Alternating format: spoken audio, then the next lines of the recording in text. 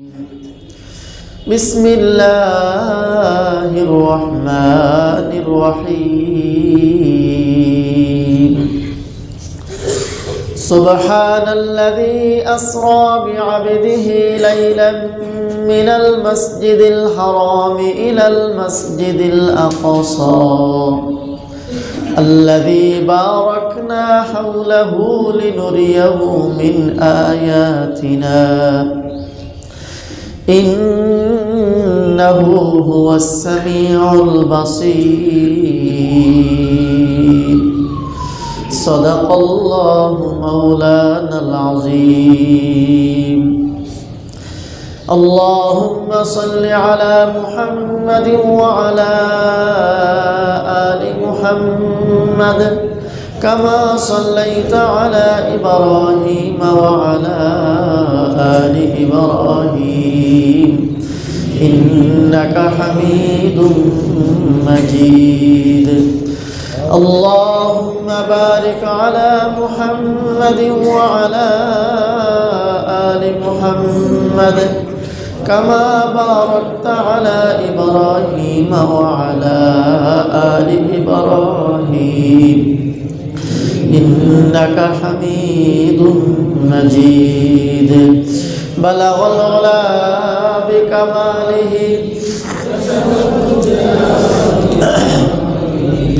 حسنت جميع خصاله صلوا عليه وآله بلغ العلا بكماله كشف الدجى بجماله حسنت جميع خصاله صلوا عليه وآله اللهم صل وسلم وبارك عليه الحمد لله মহিয়ান গরিয়ান সর্বশক্তিমান আল্লাহ রাব্বুল আলামিনের দরবারে লাখো কোটি শুকরিয়া আদায় করছি, যিনি আমাদেরকে দয়া করে মায়া করে ভালোবেসে পবিত্র জুমার দিন আল্লাহর ঘর মসজিদে জুমার নামাজ আদায় করার লক্ষ্যে আগে আগে আসার সমবেত হওয়ার তৌফিক দান করলেন। শুকরিয়া আদায় করি আলহামদুলিল্লাহ।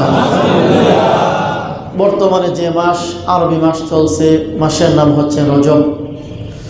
রসুল আকরাম সাল্লাল্লাহু আলাইহি ওয়াসাল্লাম রজব মাসের চাঁদ ওঠার পর থেকে সামনে যেহেতু রজবের পর শাবান, শাবানের পর রমজান, 2 মাস আগ থেকেই নবীজি দোয়া পড়তেন।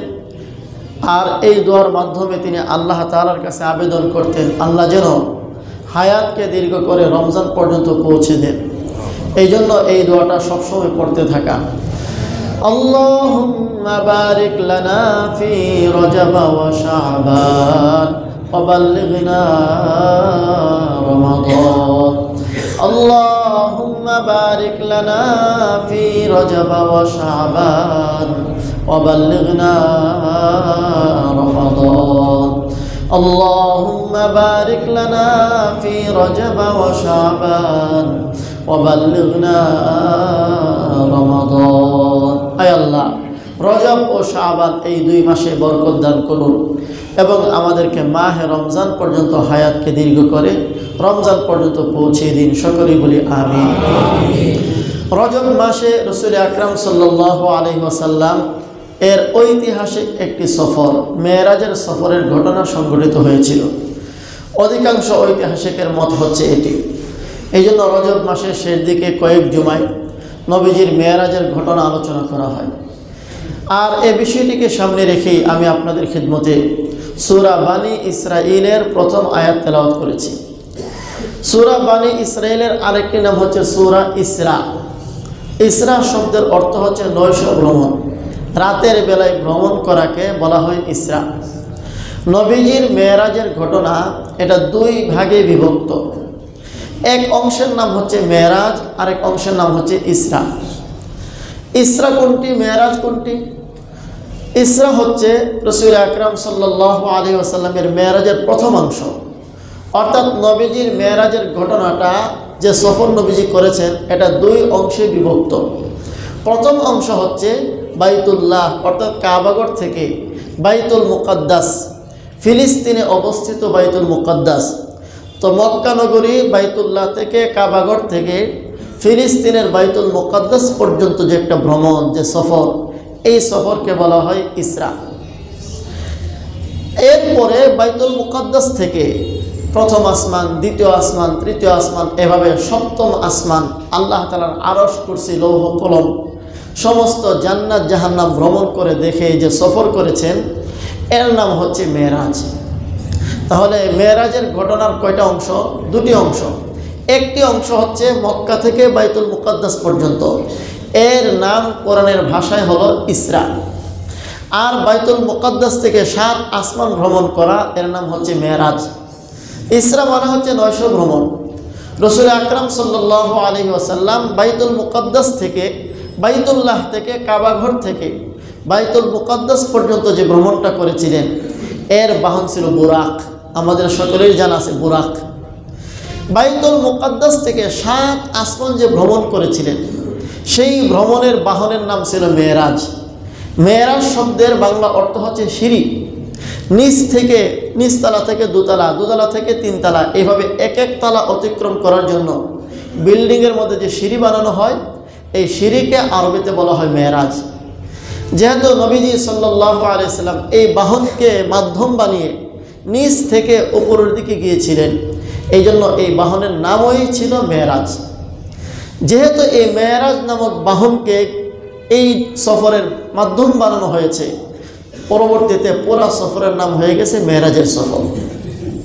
এই মেরাজের আলোচনা বা ইসরার আলোচনা আল্লাহ রাব্বুল আলামিন সূরা বানী ইসরাইলের প্রথম আয়াতের মধ্যে করেছেন। আমরা ইনশাআল্লাহ মোটামুটি 3 জুমায় এর আলোচনা আমরা শুনব। আজকে আলোচনা হবে মেরাজের প্রেক্ষাপট সম্পর্কে। আমরা সকলেই জানি রাসূল আকরাম সাল্লাল্লাহু আলাইহি সাল্লামের জীবনে অসংখ্য সফর তিনি করেছিলেন। এই অসংখ্য সফরের মধ্য থেকে 2টি সফর অত্যন্ত গুরুত্বপূর্ণ। একটি হচ্ছে মেরাজের সফর, আর একটি হচ্ছে হিজরতের সফর। মেরাজের সফর ছিল বাইতুল্লাহ থেকে বাইতুল মুকাদ্দাস এবং সেখান থেকে 7 আসমানের উপর পর্যন্ত। আর হিজরতের সফর ছিল মক্কা থেকে মদিনা পর্যন্ত। এই 2টি সফর অত্যন্ত গুরুত্বপূর্ণ এবং তাৎপর্যপূর্ণ। এছাড়াও নবীজির জীবনে আরও সফর ছিল। তবে এই 2টি সফরের মধ্যে প্রথম সফর মেরাজের সফর ছিল আনন্দের সফর, আর হিজরতের সফর ছিল দুঃখ এবং কষ্টের সফর, বিপদের সফর। মেরাজের সফরে পরম বন্ধু আল্লাহ রাব্বুল আলামিনের পক্ষ থেকে নবীজি দাওয়াত পেয়ে আল্লাহ রাব্বুল আলামিনের পক্ষ থেকে বাহন পাঠিয়ে নবীজিকে সফর করিয়েছেন, যার প্রতি মধ্যে জায়গায় জায়গায় আল্লাহ তাআলার পক্ষ থেকে স্পেশাল মেহমানদারি, ইস্তেকবাল, আপ্যায়ন, স্বাগতম, সংবর্ধনার ব্যবস্থা করে রেখেছিলেন, যেখানে নবীজির কোথাও কোনো ভয়ভীতির আশঙ্কা ছিল না। সুতরাং এই সফরের শুরু থেকে শেষ পর্যন্ত আনন্দ আর খুশি।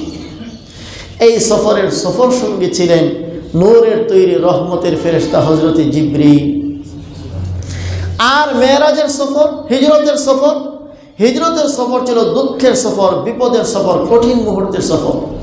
প্রতি মুহূর্তে মুহূর্তে আশঙ্কা ছিল বেদিন কাফেরদের হাতে নবীজি ধরা পড়বেন, নবীজিরও জীবন যেতে পারে, সাথে যারা থাকবে তাদেরও জীবন যেতে পারে। প্রতি মুহূর্তে এই আশঙ্কা নবীজির জীবনে ছিল। এই কঠিন দুঃখের সফর, বিপদের সফরের সফর সঙ্গী ছিলেন মাটির তৈরি হযরতে আবু বকর সিদ্দিক রাদিয়াল্লাহু আনহু। এতে বোঝা যায় দুঃখের সময় থাকে মাটির তৈরি মানুষ, সুখের সময় থাকে রহমতের ফেরেশতা। মাটি আর নূরের একটা পার্থক্য এখান থেকে বুঝে আসে। এরপরের ঘটনা আরও চমৎকার, সবাই আমরা জানি। হযরতে জিবরাইল আলাইহিস সালাতু ওয়াস সালাম নবীজির সাথে বাইতুল্লাহ থেকে সফর শুরু করলেন, বাইতুল মুকাদ্দাস গেলেন। প্রথম আসমান, দ্বিতীয় আসমান, তৃতীয় আসমান, 7 আসমান অতিক্রম করার পর সিদরাতুল মুনতাহা নামক একটি জায়গা, সেখানে যাওয়ার পরে হযরতে জিবরাইল বলেন, ইয়া রাসূলুল্লাহ, আমার আর সামনে যাওয়া সম্ভব না। কেন সম্ভব না? অনেকগুলো কারণ আছে, সামনে আলোচনা হবে সংক্ষেপে ইনশাআল্লাহ।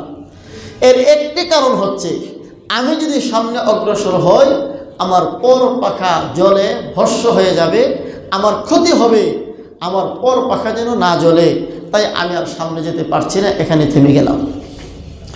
পক্ষান্তরে মাটির তৈরি মানুষ হযরত আবু বকর সিদ্দিক রাদিয়াল্লাহু আনহু নবীজির সাথে হিজরতের সফরে, আমরা যারা হজের সফর, উমরার সফর করেছি। মক্কা থেকে কাবাগর থেকে 4 থেকে 5 কিলোমিটার দূরে গারে সাউর একটা পাহাড় আছে, সাউর পর্বত। 4 থেকে 5 কিলোমিটার দূরের এই গারে সাউর পর্বতের মধ্যে হযরত আবু বকর সিদ্দিক এই নবীজি 3 দিন 3 রাত অবস্থান করেছিলেন। বেদিন কাফেররা খুঁজতে ছিল নবীজিকে ধরার জন্য, মারার জন্য, হত্যা করার জন্য। প্রতি মুহূর্তে মুহূর্তে আশঙ্কা ছিল ধরা পড়বে। এই সফরের মধ্যে হযরত আবু বকর সিদ্দিক রাদিয়াল্লাহু আনহু মুহূর্তের জন্য নবীজি থেকে বিচ্ছিন্ন হন নাই। যেন হযরত আবু বকর সিদ্দিক বলে দিলেন, হে প্যারা হাবিব সাল্লাল্লাহু আলাইহি সাল্লাম, আমি এক মুহূর্তের জন্য আপনার থেকে বিচ্ছিন্ন এজন্য হচ্ছি না, বেদিন কাফেরেরা যদি আপনার প্রতি হামলা করে, আপনার উপর হামলা করে, আমি আবু বকরের জীবন যেন আগে যায়, আপনার জীবন যেন আগে না যায়, এই জন্য কোনো অবস্থাতেই আমি আপনাকে ছেড়ে যেতে পারি না। এতে বোঝা যায় নবীর প্রতি মানুষের মহব্বত বেশি ফেরেশতার চাইতেও। যাই হোক, বলছিলাম রাসূল আকরাম সাল্লাল্লাহু আলাইহি ওয়াসাল্লাম অসংখ্য সফরের মধ্যে 2টি সফর গুরুত্বপূর্ণ। এর মধ্যে একটি হচ্ছে মেরাজের সফর, আরেকটি হচ্ছে হিজরতের সফর। মেরাজের সফরের আলোচনা আল্লাহ তাআলা আমার তেলাওয়াতকৃত আয়াতের মধ্যে করেছেন। এই মেরাজের সফরের প্রেক্ষাপটটা সংক্ষেপে আপনাদেরকে বলার চেষ্টা করব। ঐতিহাসিকগণের মতে রাসূল আকরাম সাল্লাল্লাহু আলাইহি ওয়াসাল্লাম নবী হওয়ার 10 বছরের মাথায় 10ম বছর, কারো কারো মতে 11 বছর, অর্থাৎ নবী হওয়ার 10 বছর পর কিংবা 11 বছর পর একটা বছরে নবীজি 3টা বিপদের সম্মুখীন হন। এই জন্য ওই বছরটার নামই হয়ে গেছে আমুল হুজুন, মানে দুঃখের বছর। সেই 3টা দুঃখ বা 3টা মুসিবত কি আমরা সবাই জানি। নবীজি যখন দুনিয়াতে আগমন করেন, দুনিয়াতে আসার পর নবীজি 2 চোখে নিজের জন্মদাতা পিতার চেহারা দেখেন নাই। দুনিয়াতে আসার 6 মাস আগে নবীজির আব্বা দুনিয়া থেকে বিদায় হয়ে গেছে। দুনিয়াতে আসার পর এতিম অবস্থায় নবীজি আসলেন। দুনিয়াতে আসার মাত্র 6 বছরের ব্যবধানে নবীজির মাও দুনিয়া থেকে বিদায় হয়ে গেছেন। বাবা নাই, মা ছিল আশ্রয়, মাও নাই। এবার আল্লাহর নবীর দায়িত্ব নিলেন তার আপন দাদা খাজা আব্দুল মুত্তালিব। নবীজির বয়স যখন 8 বছর, তখন দাদাও দুনিয়া থেকে বিদায় হয়ে গেছেন। মা নাই, বাবা নাই, দাদা নাই। এবার নবীজির ভরণ পোষণ, দেখাশোনার সব কিছুর দায়িত্ব নিলেন নবীজির আপন চাচা খাজা আবু তালেব। আমরা সবাই জানি নবীজির এই আপন চাচা খাজা আবু তালেব শুধুমাত্র চাচার ভূমিকা পালন করেন নাই, মা, বাবা, দাদা সকলের ভূমিকা তিনি একা পালন করেছেন।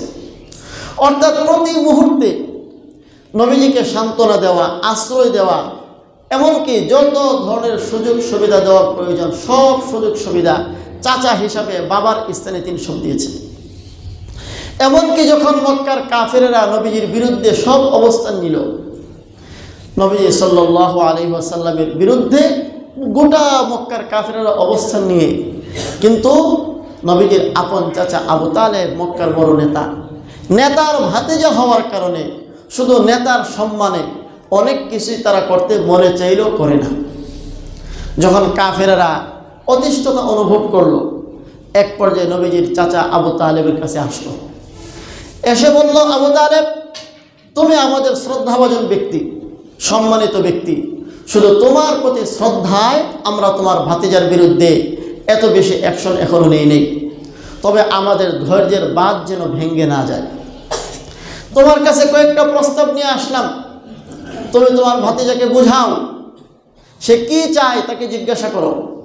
সে যদি অর্থ সম্পদের মালিক হতে চায়, আমরা তাকে মক্কার মধ্যে সবচেয়ে বড় ধনী বানিয়ে দিব। সে যদি সুন্দরী মেয়েকে বিয়ে করতে চায়, আমরা তাও করব। সে যদি নেতা হতে চায়, আমরা তাকে নেতা হিসেবে মেনে নিব। শুধু একটাই শর্ত, সে যেন কালিমার দাওয়াত বন্ধ করে দেয়। সবাই বলুন নাউজুবিল্লাহ। তুমি যদি তাকে সামলাইতে না পারো, তাহলে 2টা প্রস্তাব তোমার কাছে। হয়তো তুমি তাকে আশ্রয় দিয়ে ছেড়ে দাও, আমরা তাকে বুঝে নেব, অথবা তোমাকে সহ, তোমার ভাতিজা সহ যদি তুমি তাকে না ছাড়ো, তাহলে আমরা তুমি সহ তোমার ভাতিজা সহ সকলের বিরুদ্ধে অবস্থান নেব। চূড়ান্ত আলটিমেটাম দিয়ে দিল। হয়তো তুমি তাকে আমাদের হাতে তুলে দাও, তার ব্যবস্থা আমরা করব, কিংবা তুমি আর তোমার ভাতিজা উভয়ের বিরুদ্ধে আমরা ব্যবস্থা নেব। নবীজির চাচা বিপাকে পড়লেন। নবীজি ভাতিজা, স্নেহের ভাতিজা, আদরের ভাতিজার কাছে ডাকলেন, ডেকে বলেন, ভাতিজা, মক্কার কাফেরেরা নেতারা আমার কাছে এসেছিল, তারা কয়েকটা প্রস্তাব তোমার ব্যাপারে আমাকে দিয়েছে, আমি তোমার কল্যাণ চাই, তোমার কাছে এই প্রস্তাবগুলো পেশ করছি, তোমার যেই প্রস্তাবটা ভালো লাগে এটাই তুমি গ্রহণ করো। কি প্রস্তাব চাচা যান? বলল, মক্কার কাফেরে আসলো, এসে বলল, তুমি যদি ধনী হতে চাও তারা তোমাকে ধনী বানাবে, বিয়ে করতে চাও সুন্দরী মেয়েকে বিয়ে করাবে, নেতা হতে চাও নেতা বানিয়ে দিবে, তোমার সব দাবি দাওয়া পূরণ হবে, শুধু একটাই শর্ত, কালিমার দাওয়াত তোমাকে ছেড়ে দিতে হবে। নবী চোখের পানি ছেড়ে দিয়ে বলেন, চাচা যান, এই কালিমার দাওয়াত এটা আমার দায়িত্ব, এটা আমার চাকরি নয়। চাকরি হইলে এর দ্বারা আমি দুনিয়া কামাই করতাম, এটা ছেড়ে দিলে টাকা পয়সা কোনো মাধ্যমে আসলেই চলে, কিন্তু আল্লাহর পক্ষ থেকে আমাকে দায়িত্ব দেওয়া হয়েছে, তারা আমার এক হাতে চন্দ্র আরেক হাতে সূর্য তুলে দিলেও ফালান আতরুকা দাওয়াতি, আমি এই কালিমার দাওয়াত কিছুতেই ছাড়তে পারব না। নবীজির জবাব শুনে চাচা হতবাক হয়ে গেলেন, এবং এই চাচার ভেতরে এমন ইস্তেকামত আর ধৈর্য আল্লাহ দিলেন। চাচা বলেন, ভাতিজা ঠিক আছে, তুমি যদি ছাড়তে না পারো, আমি ভাতিজা তোমাকে কখনো তোমার শত্রুদের হাতে তুলে দেব না, আমি চাচা যতদিন বেঁচে আছি তোমার পক্ষে থাকবো। আল্লাহ, কাফেরদের আলটিমেটাম টাইম শেষ। যখন দেখলো মুহাম্মদুর রাসূলুল্লাহকে তার ভাতিজা বোঝাইও সামলাইতে পারছে না আর আমাদের হাতে তুলেও দিচ্ছে না, তখন তারা চাচা ভাতিজা উভয়ের বিরুদ্ধে ব্যবস্থা নিল। কি ব্যবস্থা? বয়কট করলো। বয়কট মানে নবীজি সহ, নবীজির ফ্যামিলি সহ যারা নবীজিকে সমর্থন করে, হোক মুসলমান হোক কাফের, নবীজির চাচা সহ সকলের বিরুদ্ধে অবস্থান নিয়ে ঘোষণা করলো, তাদের সাথে মক্কার কাফের, তারা তো নিজেদেরকে কাফের পরিচয় দেয় না, এই গ্রুপের তাদের সাথে সম্পর্ক ছিন্ন, কেউ কথা বলবে না, কোনো লেনদেন করবে না, বিয়ে শাদী করবে না, সব ধরনের সম্পর্ক ছিন্ন। এমনকি তারা সমাজ থেকে বিচ্ছিন্ন করে আবু তালেব একটা উপত্যকা, একটা পাহাড়ি ঘাঁটি, সেখানে সকলকে দেশান্তর করে দিল। 3 বছর পর্যন্ত এই বয়কটনামা ছিল। আর সেই বয়কটের মধ্যে নবীজির চাচা নবীর পক্ষ হয়ে, তখনও তিনি কাফের মুসলমান নন, পক্ষ হয়ে থেকেছিলেন শুধুমাত্র ভাতিজাকে আশ্রয় দেওয়ার জন্য। তাহলে বুঝুন চাচা কেমন ছিল। এই চাচা, এই নবীজি যখন নবুয়ত প্রাপ্ত হন 10 বছরের মাথায়, এই যে আলোচনা চলতেছে 10 বছরের মাথায় কিংবা 11 বছরের মাথায় নবীজির এই চাচা দুনিয়া থেকে বিদায় হয়ে যান। বিদায়ের ঘটনা অত্যন্ত দুঃখজনক, হৃদয় বিদারক। যখন নবীজির চাচা একদম মুমূর্ষ অবস্থায় ইন্তেকালের আগ মুহূর্তে নবীজি চাচার মাথার পাশে গিয়ে বসলেন আর বিনয়ের সাথে, আদরের সাথে বলছেন, চাচা, আমি যে কালিমা নিয়ে আসলাম, এই কালিমা পরে ধন্য হয়ে হাফসি কালো বেলাল জান্নাতি হয়ে যাচ্ছে, অসংখ্য মানুষ জান্নাতি হবে। আপনি আমার কত সহযোগিতা করেছেন, আমার দুর্দিনে আপনি আমার পাশে ছিলেন, আপনাকে কালিমা নসিব করে দিতে পারলাম না। এই শেষ মুহূর্তে আমার কানে কানে এই কালিমা একবার পড়েন, কিয়ামতের মাঠে আমি ভাতিজা আপনার জন্য সুপারিশ করে জান্নাতের ফয়সালা করব। নবীজি কানে, মুসলিম শরীফের হাদিস, নবীজি কালিমা পেশ করছেন, পাশে আবু জেহেল সহ আরও 2 জন কাফের বসা। নবীজির চাচা ভাতিজার চেহারার দিকে তাকায়া চোখের পানি ছেড়ে, ভাবখানা যেন এমন যে ভাতিজার ধর্মটা গ্রহণ করেই ফেলবে। ওপাশ থেকে আবার আবু জেহেলরা বলছে, আবু তালেব, সারা জীবন বাপদাদার ধর্মের উপরে ছিলা, ইন্তেকালের মুহূর্তে ভাতিজার ধর্ম গ্রহণ করবা, ধিক তোমাকে। যখন 2 পক্ষের টানা হেসরা চলল, সর্বশেষ আবু তালেবের মুখ থেকে উচ্চারিত হলো, আলা মিল্লাতি আব্দুল মুত্তালিব, ভাতিজা, তোমার ধর্মটা গ্রহণ করতে পারলাম না, আমি আমার পূর্বপুরুষের ধর্মের উপরে আসি। এই কথা বলে আবু তালেব দুনিয়া থেকে বিদায় হয়ে গেছে। আবু তালেবের ইন্তেকালে নবীজি ভীষণ মর্মাহত হলেন। সারা জীবন নবীজিকে যিনি আশ্রয় দিয়েছেন, সহযোগিতা করেছেন, আপন চাচা, মার জায়গায়, বাবার জায়গায়, দাদার জায়গায়, তিনি আজকে কালিমা ছাড়া বিদায় হলেন। নবীজির মনটা দুঃখে ভারাক্রান্ত হয়ে গেল। আল্লাহ রাব্বুল আলামিন এই মুহূর্তে নবীজির উপর আয়াত নাযিল করলেন। নবীজি এর আগে আবার বললেন, চাচা যান, আপনি কালিমা ছাড়া দুনিয়া থেকে বিদায় হয়ে গেছেন, কিন্তু আমি আপনার জন্য দোয়া করতে থাকব, আল্লাহ যেন আপনার কুফরি গুনাহ মাফ করে জান্নাতের ব্যবস্থা করে দেন। তখন আল্লাহ আয়াত নাযিল করছেন, মা কানা লিন-নবী والذين آمنوا أن يستغفروا للمشركين ولو كانوا أولي قربى من بعد ما تبين له أنهم أصحاب الجحيم। أغنى بيجي كل نبير جنة কোন ইমানদারের জন্য এটা শোভনীয় নয় কোন বেদিন কাফেরকে কুফরের গুনাহ ক্ষমা করে দেওয়ার জন্য আল্লাহর কাছে ক্ষমা চাইবে।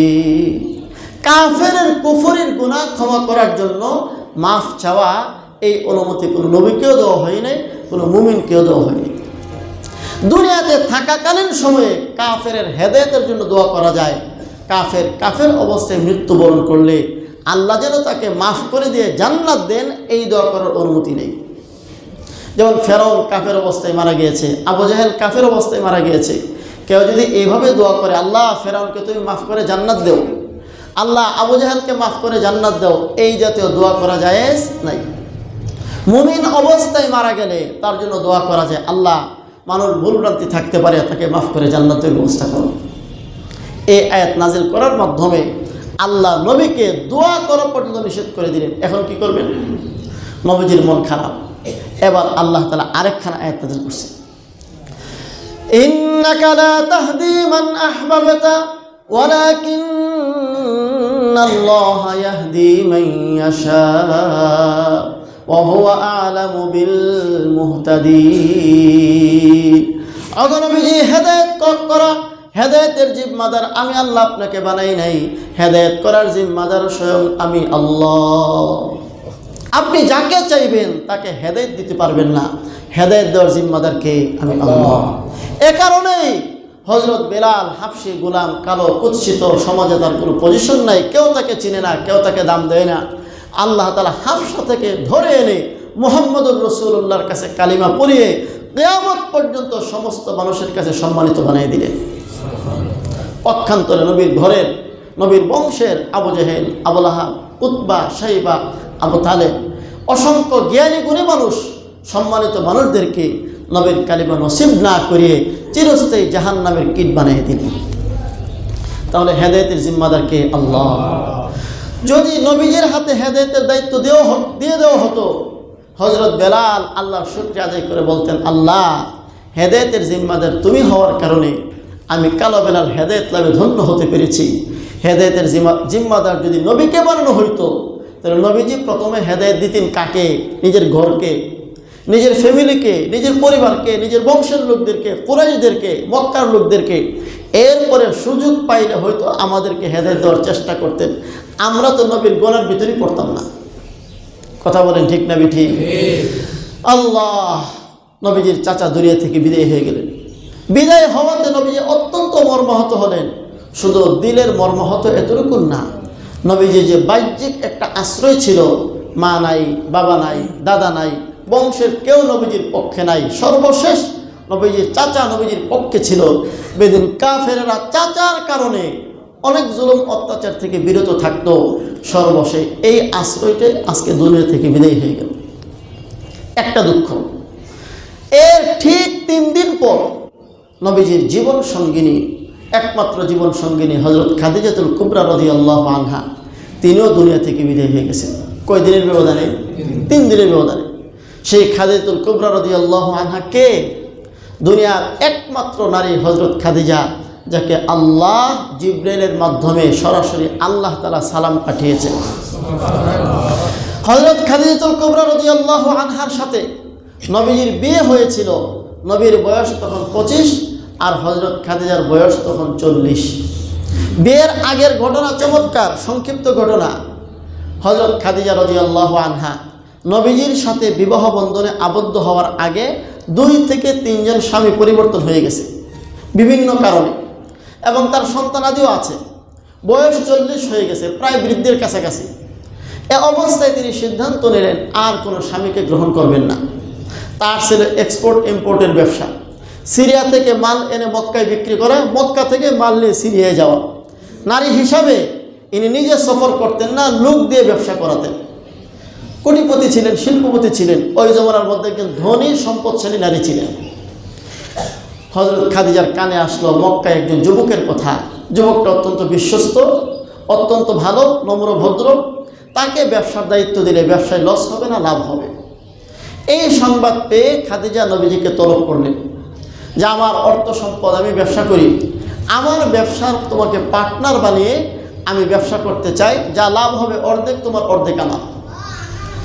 হুজুর সাল্লাল্লাহু আলাইহি সাল্লাম সম্মতি দিলেন, রাজি হলেন। এবার নবীজিকে ব্যবসার দায়িত্ব দিয়ে নবীজি ব্যবসা শুরু করলেন। হযরত খাদিজা লক্ষ্য করলেন অতীতে যাদের মাধ্যমে ব্যবসা করেছে তাদের চাইতে এই যুবকের কাছে ব্যবসার দায়িত্ব দেওয়ার পর লভ্যাংশ কয়েক গুণ বেড়ে গেছে। কারণ এখন যিনি ব্যবসা করছেন ইনি শুধু মানুষ নন, তিনি আল্লাহর পেয়ারা পয়গম্বর। যখন মাল কিনতে মার্কেটে যান, সামনে বিক্রি করবেন তাই মাল কিনতে যান, এখন দেখা যায় মালের দাম কম। আবার যখন বিক্রি করার জন্য মার্কেটে যান, দেখা যায় মালের দাম বেশি। কিনেনও লাভে, বিক্রিও করুন লাভে। আবার আমানতদারিতা, সততা ইত্যাদির কারণে এক পয়সা খেয়ানত হচ্ছে না। হযরত খাদিজা রাদিয়াল্লাহু আনহা তিনি বুঝে ফেললেন এই যুবক সাধারণ যুবক নয়, তার চরিত্র, তার লেনদেন সব কিছুতে তিনি আশ্বস্ত হয়ে ভাবলেন এই যুবক এক অসাধারণ যুবক। আবার তিনি শিক্ষিতা ছিলেন, বিভিন্নভাবে তিনি জেনে নিয়েছিলেন যে শের জমানার নবীর আগমনের সময় কাছাকাছি হয়ে গেছে। এই যুবকের সব লক্ষণ দেখে তার মোটামুটি বিশ্বাস হয়ে গেল এই যুবকই হতে পারে সেই নবী, যেই নবীর সুসংবাদ তাওরাত, ইনজিল, আসমানি কিতাবে দেওয়া হয়েছে, যেই নবীর সুসংবাদ ওলামে ইহুদ খ্রিস্টান, যারা ইহুদি খ্রিস্টানের আলেমরা, তারা বারবার ভবিষ্যৎবাণী দিয়েছে। সম্ভবত এই পরিবেশ মক্কা নগরীতে, যেখানে সমস্ত অন্যায়, অত্যাচার, পাপাচার, সমস্ত মানুষ নিমজ্জিত, এর মধ্যে একটি মানুষের চরিত্র ফুলের চেয়েও পবিত্র, সম্ভবত এই সেই যুবক যে ওদের ভবিষ্যতে নবী হতে যাচ্ছে। এই সব লক্ষণ দেখে খাদিজা নিজ থেকে প্রস্তাব দিলেন, হে যুবক, আমার ব্যবসার ম্যানেজার, আমি তোমাকে বিয়ে করতে চাই যদি তুমি সম্মত থাকো। নবীজির বয়স তখন কত? আর হযরত খাদিজার বয়স 40। এই প্রস্তাব দেওয়ার পরে তখনও নবীজির চাচা বেঁচে আছেন। নবীজির চাচা তো মারা গেছেন আরও বহু পরে। নবীজি বলেন আমার তো একজন অভিভাবক আছে, অভিভাবকের পরামর্শ ছাড়া, সিদ্ধান্ত ছাড়া আমি হ্যাঁ না কিছু বলতে পারছি না। এবার নবীজি চাচাকে কে বললেন, চাচা যান, এমন এমন বিষয়, এখন আপনার কি মতামত? চাচা বললেন, ভাতিজা, হতে পারে এটা আল্লাহর পক্ষ থেকে কোনো ফায়সালা, তুমি সম্মত থাকো, রাজি হও। যখন চাচা সমর্থন দিলেন, চাচা নিজেই অগ্রসর হয়ে খুতবা দিয়ে বিবাহের সব কিছুর ব্যবস্থা করে দিলেন। এবার হুজুর সাল্লাল্লাহু আলাইহি ওয়াসাল্লামের সাথে সংসার শুরু হলো। নবীজির দাম্পত্য জীবন 15 বছর যাওয়ার পর এবার নবীর বয়স হলো 40, হযরত খাদিজার বয়স কত? 55। 15 বছর, অর্থাৎ 50 পার হয়ে গেলে, 55 বছর হয়ে গেলে একজন নারী প্রায় বৃদ্ধ হয়ে গেলেন মোটামুটি বলা যায়। নবীজির বয়স যখন 40, আমাদের সকলের জানা কথা, হুজুর সাল্লাল্লাহু আলাইহি সাল্লাম মক্কার কাবাঘর থেকে 3 থেকে 4 কিলোমিটার দূরের হেরা পর্বতের গুহায় 6 মাস ধ্যানে মগ্ন থাকেন। মাঝে মধ্যে ঘরে আসতেন, আর বেশিরভাগ সময় ওখানে কাটাতেন 6 মাস একটানা। এই 6 মাস সময়ে একজন বৃদ্ধা নারী স্বামীর প্রতি কি পরিমাণ দয়া, মহব্বত, ভালোবাসা, তিনি খাবার দাবার সহ, নিত্য প্রয়োজনের জিনিস সহ সকালবেলা বিকালবেলা সেখানে পৌঁছাই দিতেন। যারা হাজি সাহেবানরা হজ করেছেন, আমার মতো যুবক মানুষও হেরা পর্বতের সেই গুহায় যেখানে নবীজি ধ্যানে মগ্ন থাকতেন, ওটা সাহস করে না। কথা ঠিক না বেঠিক? অনেকে খুব চেষ্টা করে, কষ্ট করে ওঠার চেষ্টা করে। আর আজ থেকে 1500 বছর আগে, এখন তো মোটামুটি সিঁড়ি করে, পাথরগুলো কেটে কেটে সিঁড়ি করে মোটামুটি ওঠার একটা পরিবেশ করে দেওয়া হয়েছে। তখন তো এই পরিবেশও ছিল না। একজন বৃদ্ধা নারী সকাল বিকাল নবীজির কাছে খাবার পৌঁছানোর জন্য সেখানে যাইতেন। স্বামী ভক্তি কাকে বলে? যখন নবীজির বয়স 40 পূর্ণ হলো, এবার আল্লাহর পক্ষ থেকে প্রথম কোরআনের 5খানা আয়াত হযরত জিবরাইল নিয়ে অবতরণ করেন।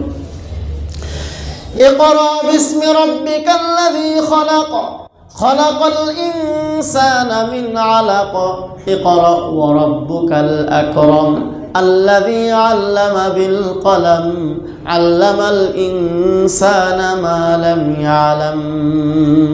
এই 5খানা আয়াত হযরত জিবরাইল আলাইহিস সালাতু ওয়াস সালাম নবীজির কাছে এসে পাঠ করে বললেন, হে নবীজি আপনি পড়ুন। নবীজিকে বললেন, ইকরা, ওগো নবীজি আপনি পড়ুন। নবীজি বললেন, মা আনা বিকারিন, আমি তো পড়তে পারি না, আমি আমার জিন্দেগিতে কারো কাছে কোনো আক্ষরিক শিক্ষা অর্জন করি নাই। হযরত জিবরিল আলাইহিস সালাতু ওয়াস সালাম নবীজিকে বুকের সাথে জড়িয়ে ধরে চাপ দিলেন, একবার, দুইবার, তিনবার চাপ দিয়ে ছেড়ে দিলেন, এবার আবার বললেন ইকরা, আপনি পড়ুন। তৃতীয়বার চাপ দেওয়ার পরে যখন নবীজিকে বলেন পড়ুন, এবার নবীজি পড়া শুরু করলেন। 5খানা আয়াত নবীজি তেলাওয়াত করে মুখস্থ করে প্রথম কোরআনের 5খানা আয়াত নিয়ে যখন নবীজি বাড়ির দিকে ফিরলেন, বুখারী শরীফে এসেছে ফারাজা বাওয়াদিরুহু, নবীজির কাঁধ কাঁপতেছে এবং শরীরের মধ্যে জ্বর চলে এসেছে, ভিতরের মধ্যে এরকম এক অবস্থা তৈরি হয়েছে, ভয়ে বিতবল হয়ে নবীজি বাড়িতে ফিরে আসলেন। এসে হযরত খাদিজাকে বললেন, জাম্মিলুনি জাম্মিলুনি লাকাদ খাশিতু আলা নাফসি, ও খাদিজা আমাকে কম্বল দাও, কম্বল দাও, আমার শরীরে জ্বর চলে এসেছে, আমি আমার জীবন নাশ হয়ে যাওয়ার আশঙ্কা করছি। হযরত খাদিজা সব কিছু শুনে বললেন, এখান থেকে আমাদের শিক্ষা, আমাদের মায়েরা যারা আছেন পর্দার অন্তরালে, আমরা একটু খুব ভালো করে মনোযোগ দিয়ে কথাগুলো শুনি। একজন স্বামীর প্রতি একজন স্ত্রী কী পরিমাণ আস্থাশীল, শ্রদ্ধাশীল, এবং একজন স্বামীকে একজন স্ত্রী কত চমৎকার মূল্যায়ন করছে। নবীজি যখন বললেন, আমি ভয় পাচ্ছি, না জানে আমার মৃত্যু হয়ে যায়, না জানে আমার কোনো ক্ষতি হয়ে যায়, এই কথা বলার পর হযরত খাদিজা রাদিয়াল্লাহু আনহা বললেন, একদম বুখারী শরীফের শুরু থেকে হাদিস এসেছে, কাল্লা ওয়াল্লাহি লা ইউখজিকাল্লাহু আবাদা ইন্নাকা লা তাসিলুর রাহিম ওয়া তাহমিলুল কাল্লা ওয়া তাকসিবুল মা'দুম ওয়া তাকরিল যায়ফ ওয়া তুঈনু আলা নওয়াইবিল হক। ওগো নবীজি, ওগো স্বামী আমার, আল্লাহর কসম করে বলি, কখনো এমনটা হতে পারে না আমি আপনার সংসারে আসার পরে এমন কিছু গুণ আপনার মধ্যে পেয়েছি, এই গুণগুলো কোনো মানুষের মধ্যে থাকলে আল্লাহ রাব্বুল আলামিন এমন গুণ সম্পন্ন মানুষকে কখনো অপদস্থ করেন না। আপনার ভয় পাওয়ার কোনো কারণ নাই। আপনার সংসারে আসার পর এমন কিছু গুণ আপনার মধ্যে দেখেছি, এই গুণ যে পুরুষের মধ্যে, যে নারীর মধ্যে, যে মানুষের মধ্যে থাকে, আল্লাহ কখনো এমন ব্যক্তিকে অপদস্থ করেন না, তার সম্মান আল্লাহ বাড়ায়েই থাকেন। সান্ত্বনা কাকে বলে? কি গুণ? হযরত খাদিজা বলছেন, ইন্নাকা লা তাসিলুর রহিম, আপনার 1 নম্বর গুণ হচ্ছে আপনি আত্মীয়তার সম্পর্ককে বজায় রেখে চলেন। যেই সমাজে আত্মীয়দের উপর হামলা করা হয়, সম্পদ ছিনতাই করা হয়, সমস্ত বিপদে আপদে জর্জরিত করা হয়, এমন সমাজের মধ্যে আপনি আত্মীয়তার সম্পর্ক বজায় রেখে চলেন। ইন্নাকা লা তাসিলুর রহিম ওয়া তাহমিলুল কাল্লা, মানুষের বোঝা আপনি বহন করেন। ওয়া তাকসিবুল মা'দুম, নিঃস্ব অসহায় মানুষের জন্য আপনি কামাই রোজগার করে তাদের অসহায়ত্ব দূর করেন। ওয়া তাকরি যায়ফ, মেহমানের মেহমানদারি করেন। ওয়া তুঈনু আলা নওয়াইবিল হক, বিপদে আপদে সর্বক্ষেত্রে সবসময় মানুষের সহযোগিতা করেন। এই যে গুণগুলো আল্লাহ আপনার মধ্যে দিয়েছেন, এই গুণগুলো যার মধ্যে থাকে, এমন মানুষকে কখনো আল্লাহ অপদস্থ করেন না। এই সব কথাগুলো বলে নবীজিকে বাহ্যিক সান্ত্বনা দিলেন। এরপরে বললেন, তারপরেও চলুন, আমার একজন চাচাতো ভাই আছে, ওয়ারাকা বিন নওফেল, সে ইহুদি পণ্ডিত, তাওরাত কিতাবের আলেম, আপনাকে নিয়ে তার কাছে যাই, তার কাছে গেলে সে বিষয়টা ভালো বলতে পারবে আপনার কি হয়েছে। হযরত জিবরিল আলাইহিস সালাতু ওয়াস সালাম যে কোরআনের আয়াতগুলো নিয়ে এসেছেন, এবার হযরতে খাদিজা নবীজিকে নিয়ে ওয়ারাকা বিন নওফেলের কাছে গেলেন। ওয়ারাকা বিন নওফেল সব কিছু শুনে বললেন, হাদান নামুস আল্লাযী উনজিলা আলা মূসা, হে মুহাম্মদ সাল্লাল্লাহু আলাইহি সাল্লাম, ভয় পাওয়ার ঘাবড়ানোর কোনো কারণ নাই। আপনার কাছে যিনি এসেছেন 5খানা আয়াত নিয়ে, তিনি আর কেউ নন, তিনি হচ্ছেন সেই জিবরিল ফেরেশতা, যিনি অতীতে বিভিন্ন নবী এমনকি মূসা আলাইহিস সালামের কাছেও ওহী নিয়ে এসেছিলেন। এর কিছুদিন পরেই আল্লাহ তাআলা আয়াত নাযিল করলেন। এই 5 আয়াতের মধ্যে কিন্তু আল্লাহ তাআলা নবীজিকে কোনো কিছু পৌঁছানোর দায়িত্ব দেন নাই, শুধু 5খানা আয়াত দিলেন। এই আয়াতের সারমর্ম হচ্ছে আপনি পড়ুন, শিখুন।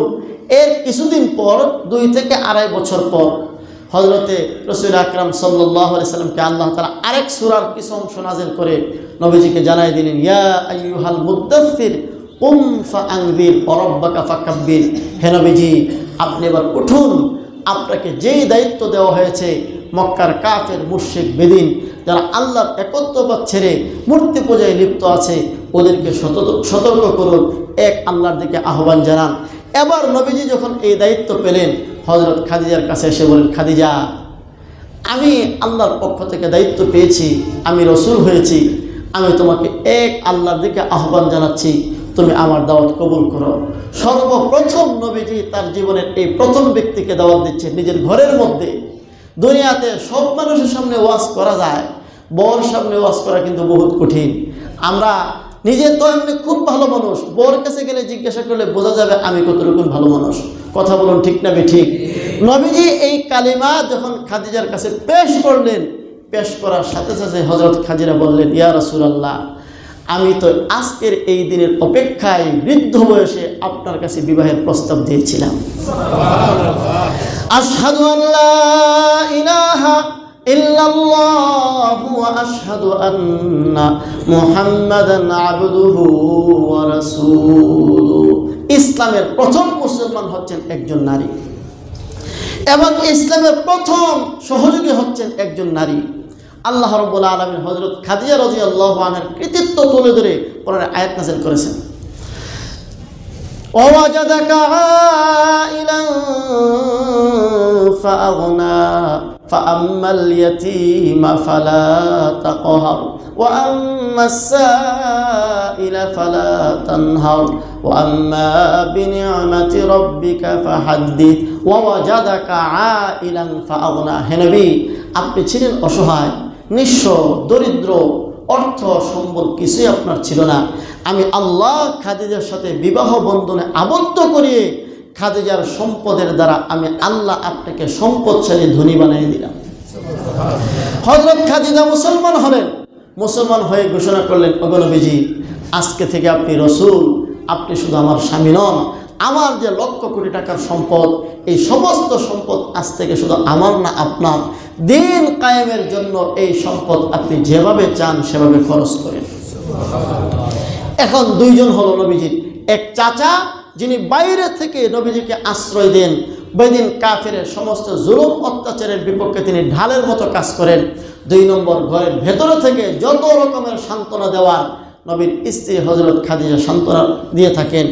এই 3 দিনের ব্যবধানে নবীজির চাচা দুনিয়া থেকে বিদায় হলেন, আর 3 দিন পরে নবীজির স্ত্রী দুনিয়া থেকে বিদায় হলেন। একজন মানুষের বাইরের আশ্রয়, ভিতরের সান্ত্বনা, দুইটাই 3 দিনের ভিতরে শেষ। কয়টা দুঃখ? 2টা। নবীজি মক্কার মধ্যে এখন অন্ধকার দেখতে পেলেন। যেদিকেই যান বেদিন কাফেরের জুলুম, অত্যাচার, টর্চার, মানসিক নির্যাতন, মুখের ভাষা অকথ্যভাবে যেভাবে যে পারে নবীজিকে গালি দিচ্ছে, বিরোধিতা করছে, অত্যাচার করছে, কারণ এখন আর বাধা দেওয়ার কেউ নেই। নবীজি ভাবলেন, এই মক্কায় আমার থাকা সম্ভব না এবং এই মানুষগুলো আর আমার দাওয়াত কবুল করবে না। নবীজি তখন আশায় বুক বেঁধে মক্কা থেকে তিনি দাওয়াতের উদ্দেশ্যে চললেন তায়েফের দিকে। তায়েফ মক্কা থেকে প্রায় 100 কিলোমিটার দূরের পথ। নবীজি সেখানে কেন গেলেন? এর একটা বড় কারণ হচ্ছে, আমরা সবাই জানি নবীজির দুধমা হালিমা সাদিয়া রাদিয়াল্লাহু আনহা শৈশবে 2 বছর নবীজি হালিমা সাদিয়ার দুধ পান করেছেন। এই 2 বছরের পর আরও 2 বছর তিনি হযরত হালিমা সাদিয়ার ঘরে ছিলেন। তাহলে 4 বছর শৈশবে নবীজি কোথায় ছিলেন? তায়েফে ছিলেন। সেই হিসেবে নবীজির নানা বাড়ি দুধ মায়ের বাড়ি। আর স্বভাবগতভাবেই মা বাবারা সন্তানের প্রতি দয়া, মায়া, আদর, শাসন সব করে, প্রয়োজনে শাসনও করে। কিন্তু নানি বাড়ির মানুষরা নাতি নাতিদের প্রতি বড় সদয় হয়। এটা আল্লাহ প্রদত্ত বৈশিষ্ট্য। সেই দৃষ্টিকোণ থেকে নবীজি ভাবলেন, মক্কার লোকেরা আমাকে গ্রহণ না করলেও হতে পারে তায়েফের লোকেরা গ্রহণ করবে। তাই নবীজি বুক ভরা আশা নিয়ে সেই নানা বাড়ির পথ ধরলেন। সাথে নবীজির গোলাম হযরত যায়েদ বিন হারেসা রাদিয়াল্লাহু আনহু। 2 জন তায়েফে গিয়ে তায়েফের বড় সর্দার ইবনে আব্দে ইয়ালিল বিন কুলাল তার সাথে বসলেন, তাকে দাওয়াত দিলেন। সে দাওয়াত তো কবুল করলই না, বরং তায়েফের ছোট্ট ছোট্ট বাচ্চাদেরকে, যুবকদেরকে লেলিয়ে দিল, মোহাম্মদ নামক একটা পাগল এখানে এসেছে মানুষকে বিভ্রান্ত করার জন্য। সে যেদিকে যাবে সেদিকেই তাকে পাথর মারা হবে। তার কথায় চতুর্দিক থেকে রাস্তার 2 পাশে দাঁড়ায়া নবীজি যেদিকে যান কাফেররা পাথর মারে। এমন অবস্থা নবীজিকে করলো, নবীজির শরীর রক্তে রঞ্জিত হয়ে তায়েফের ময়দানে নবীজি পড়ে গেলেন। নবীজি বেহুশ হয়ে গেছে। হঠাৎ করে আল্লাহ তাআলা মেঘমালা পাঠালেন, ছায়া দিলেন। মেঘের মধ্যে হযরত জিবরিল আলাইহিস সালাতু ওয়াস সালাম নবীজিকে ডেকে বলেন, হে আল্লাহর রাসূল, আপনি তাদেরকে যে দাওয়াত দিয়েছেন, তারা আপনাকে যে জবাব দিয়েছে, এই সব দৃশ্য আল্লাহ আসমান থেকে দেখেছে। ওয়া আরসালা ইলাইকা মালাকাল জিবাল, এবং আপনার সাহায্যের জন্য ফেরেশতা নিয়ন্ত্রক ফেরেশতা পাঠিয়েছেন, পাহাড় নিয়ন্ত্রক ফেরেশতা পাঠিয়েছেন। আপনি যদি হুকুম দেন, তায়েফের দুই পাশের দুটি পাহাড়কে চাপ দিয়ে গোটা তায়েফবাসীকে আল্লাহ তাআলা ধ্বংস করে দিতে প্রস্তুত আছেন। শুধু আপনার মতামত জানতে চাই। আমরা হলে তখন কি করতাম? আমরা এটাই বলতাম যে ঠিক আছে, যেহেতু আমার প্রতি এমন একটা জুলুম করছে, তাদেরকে দেখিয়ে দেওয়ার দরকার, তাদেরকে চাপা দিয়ে শেষ করে দাও। নবীজি তখন বললেন, চাপা দেওয়ার জন্য তো বলেনই নেই, বরং উল্টা দোয়া করলেন, আল্লাহুম্মা গফির লিকওমি ফাইন্নাহুম লা ইয়ালামুন, আল্লাহুম্মা গফির লিকওমি ফাইন্নাহুম লা ইয়ালামুন। আয় আল্লাহ, আমার এই কওমকে তুমি ক্ষমা করো, কারণ তারা আমাকে চিনতে পারে নাই, এই জন্য আমার প্রতি জুলুম অত্যাচার করেছে। এরপর নবীজি রক্তাক্ত অবস্থায়, আহত অবস্থায় আল্লাহর কাছে একটা দোয়া করছে, আল্লাহুম্মা ইলাইকা আশকু দুফা কুওয়াতি ওয়া কিল্লাতা হিলাতি ওয়া হাওয়ানি আলান নাস, আনতা আরহামুর রাহিমিন, আনতা রাব্বুল মুস্তাদআফিন, ইলা মান তাকিলুনি ইলা বাঈদিন ইয়াতাজাহামুনি আম ইলা আদুবিন মাল্লাকতাহু আমরি ফাইন লাম ইয়াকুন বিকা আলাইয়া গাদাবুন ফালা উবালি। লম্বা একটি দোয়া। এই দোয়ার সারমর্ম হচ্ছে দুটি কথা। আয় আল্লাহ, এই যে আমার উপর জুলুমের পর জুলুম, অত্যাচারের পর অত্যাচার, বাহ্যিক আশ্রয়গুলো শেষ, আমার চাচা শেষ, আমার স্ত্রী নাই, মা নাই, বাবা নাই, বংশের সবাই আমার বিরুদ্ধে, আপনি কি আমার প্রতি অসন্তুষ্ট হয়ে গেছেন? এই হলো দোয়ার একটি অংশ। আর 2 নম্বর হলো, আমাকে তো কেউ আশ্রয় দিচ্ছে না, আমি কোথায় গেলে আশ্রয় পাব? এই দুটি অংশ আল্লাহ তাআলা নবীজির এই দোয়ার 2 অংশকে কবুল করেছেন। এই দুঃখের অবস্থায় যে আল্লাহ নবীজি দোয়া করলেন, আল্লাহ তাআলা মঞ্জুরি দিয়া 2 অংশের জন্য 2টা সফরের ব্যবস্থা করলেন।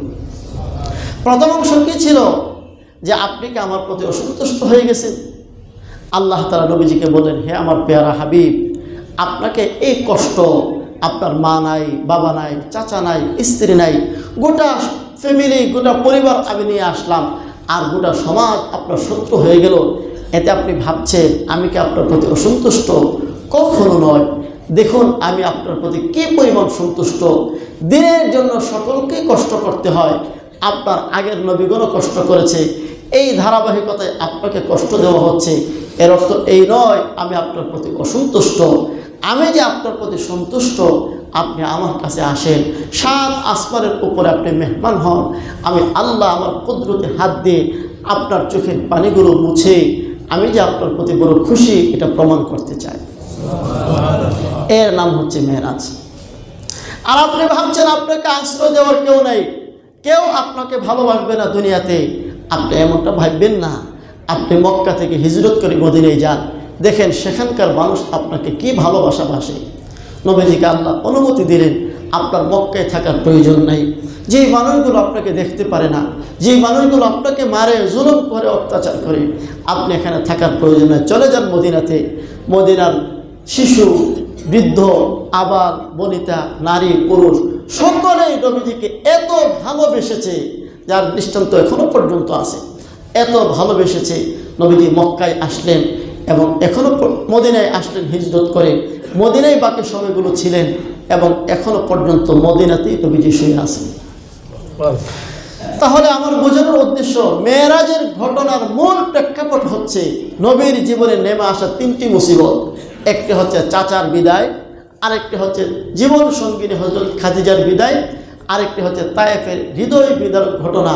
চতুর্দিক থেকে বাচ্চাদের লেলিয়ে দেওয়া পাথরের আঘাতে যখন নবীজি জর্জরিত, যখন নবীজির সামনে আর কোনো আশ্রয় নাই, সান্ত্বনার কিছুই নাই, তখন স্বয়ং আল্লাহ নবীজিকে সান্ত্বনা দেওয়ার জন্য মেরাজের মতো এরকম গুরুত্বপূর্ণ সম্মানজনক সফরের ব্যবস্থা করলেন। এই ঘটনা শুধু হাদিসে নয়, সরাসরি কোরআনে আল্লাহ উল্লেখ করে দিয়েছেন। এই ঘটনা বর্ণনা করতে গিয়ে আল্লাহ প্রথম শব্দই ব্যবহার করেছেন সুবহান। অতি পবিত্র সেই সত্তা আল্লাযী আসরা বিআবদিহি, যেই সত্তা তার বান্দাকে ভ্রমণ করেছেন লাইলান, রাতের বেলায়, মিনাল মসজিদুল হারাম ইলাল মসজিদুল আকসা, মসজিদে হারাম অর্থাৎ বাইতুল্লাহ থেকে মসজিদে আকসা পর্যন্ত। এই জন্য আমাদের বিশ্বাস, সমস্ত নবীগণকে আল্লাহ তাআলা যত মুআজিজা দিয়েছেন, কিন্তু কোন নবীর সাথে সরাসরি আল্লাহ তাআলা দেখা করেছেন আর সরাসরি সামনে বসে সান্ত্বনা দিয়েছেন, কোন নবীর ক্ষেত্রে এমনটা ঘটে নেই। এটা একমাত্র আমাদের নবীর বৈশিষ্ট্য। আল্লাহ রাব্বুল আলামিন আমাদেরকে এমন একজন নবী দান করেছেন যার সিরত, যার সুরত, যার আদর্শের উপরে পৃথিবীতে আর কারো কোনো আদর্শ নাই। এই মেরাজের ঘটনার উদ্দেশ্য হলো কিয়ামত পর্যন্ত যে উম্মত আসবে তারা যেন এখান থেকে শিক্ষা গ্রহণ করে আমাদের জীবনের পথ চলার একমাত্র আদর্শ হবে আমাদের নবীর আদর্শ। আল্লাহ তাআলা আমাদেরকে বোঝার, আমল করার তৌফিক দিন। আমিন। ওয়া আখিরু দাওয়ানা আলহামদুলিল্লাহি রাব্বিল আলামিন।